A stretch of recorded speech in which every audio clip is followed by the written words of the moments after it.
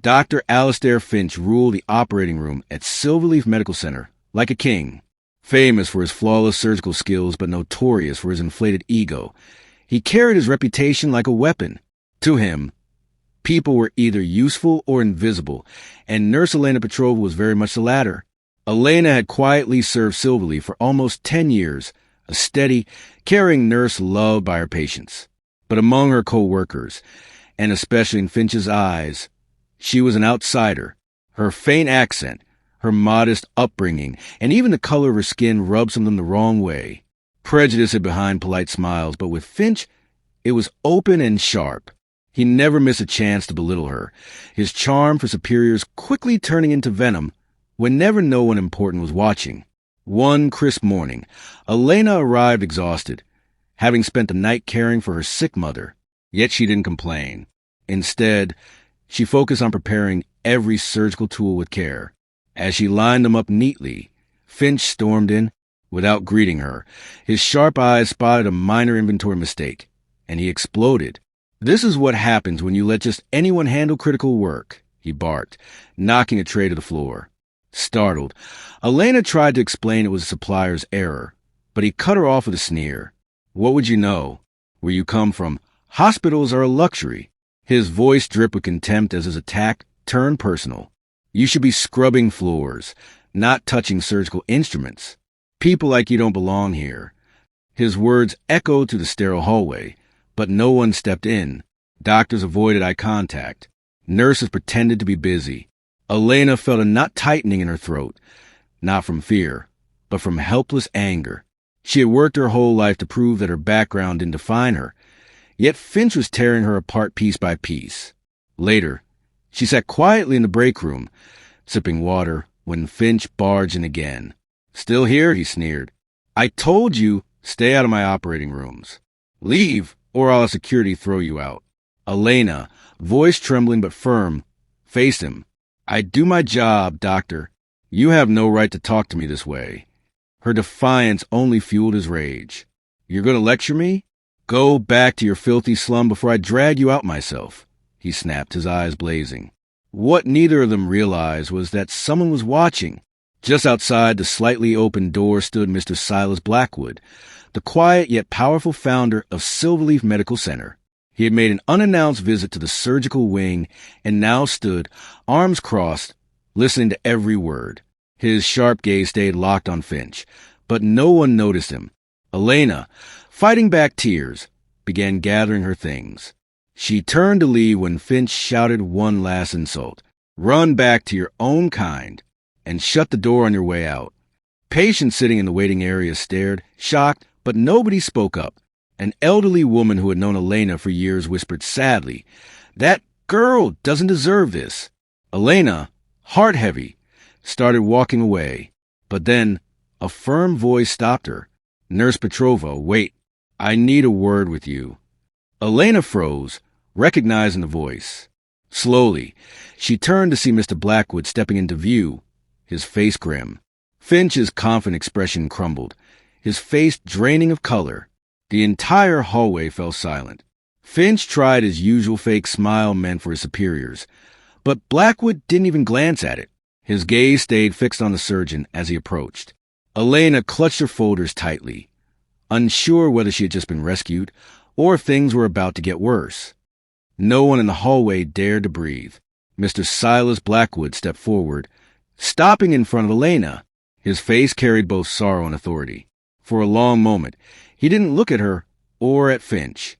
Then in a calm but firm voice he spoke. "This is what happens when I'm not here. This is how staff are treated in my hospital." Elena, still shaken, only nodded, her eyes shining with unshed tears. Finch tried to speak, his voice oozing fake politeness. "Mr. Blackwood, you don't understand. This nurse has been a constant distraction. She's careless, she—" Blackwood lifted a hand sharply, cutting him off without even looking at him. "I'm speaking to her." The hallway grew heavier with silence. Finch's mouth snapped shut instantly. Blackwood turned his full attention to Elena. "How long have you worked here, Nurse Petrova?" Elena swallowed hard, her voice trembling. 8 years, sir. And I've never had a single complaint filed against me. Blackwood nodded slowly, as if confirming something he had long suspected. And in all that time, how many times has anyone publicly acknowledged your work? Elena looked down, her voice barely above a whisper. None. The quiet in the hallway deepened. Employees leaned from doorways, pretending to be busy but straining to hear every word. Finally, Finch stepped forward, his arrogance cracking under the pressure.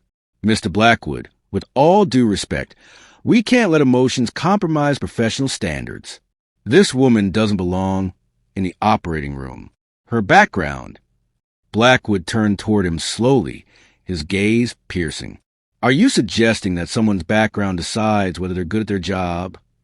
Finch froze, realizing too late how damning his own words sounded.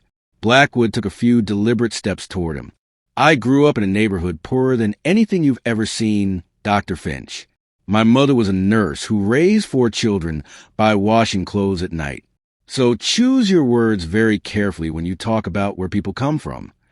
Finch gave a nervous smile, trying to recover, but it was clear he was losing control of the situation. Elena stood still, heart pounding, unsure if this was her salvation or just a brief pause before everything collapsed.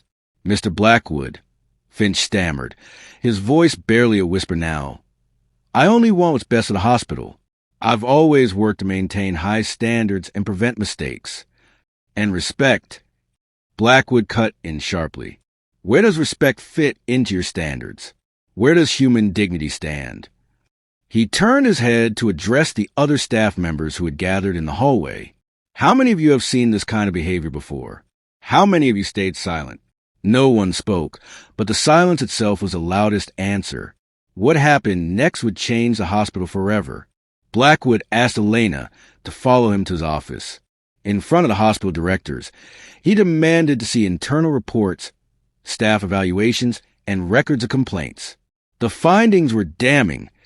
Finch had multiple complaints of abuse and bullying, many ignored or hidden out of fear.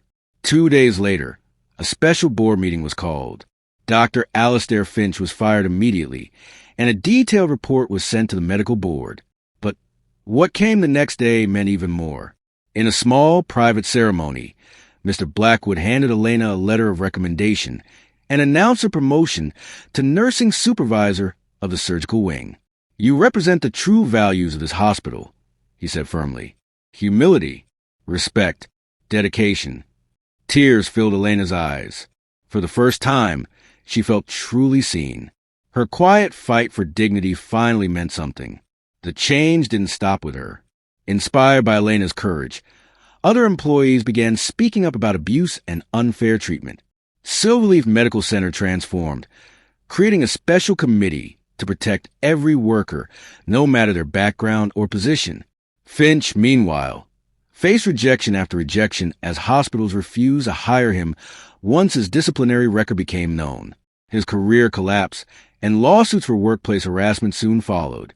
Elena, however, rose higher than ever, respected not just for her skills but for her strength of character. Life had finally returned the dignity that others had tried to take from her, because in the end, titles and authority can lie. But respect and dignity are non-negotiable.